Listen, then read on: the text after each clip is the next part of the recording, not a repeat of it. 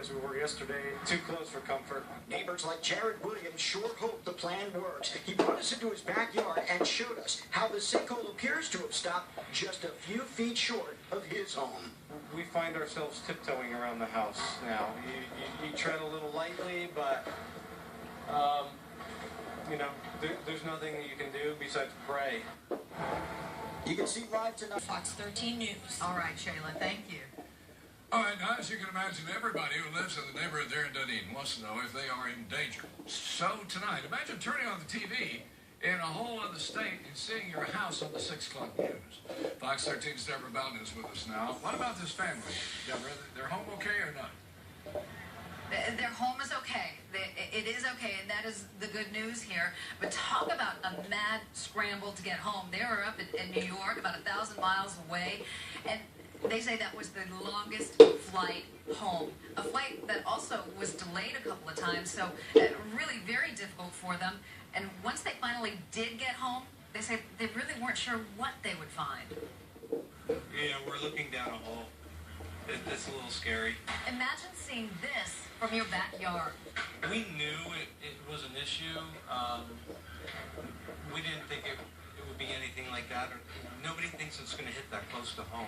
Jared Williams and his wife were on vacation in New York yesterday, visiting family. They had no idea about the mammoth sinkhole until they saw it on the news. It was hard to tell from the news which houses it was, and originally we were thinking it was a house directly behind us. When you pulled in yesterday finally and saw that your house wasn't in the perimeter, you were okay.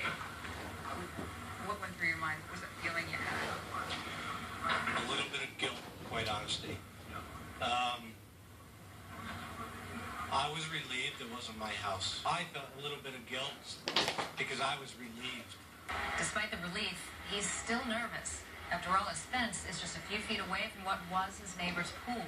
Now it and their entire house are gone. It's home, you know, it's memories, it's sad though. I mean, we look at it and you can't help but feel bad for them.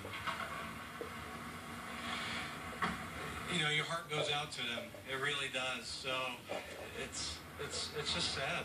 You know, there's really no other way to put it.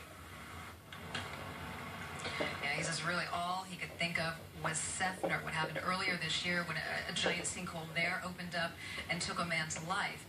He says he's just very thankful that no one here at this sinkhole was hurt. John? Yeah. Now, we heard him say he knew there was an issue there with the sinkhole. How long ago did that happen, that brought that to his attention?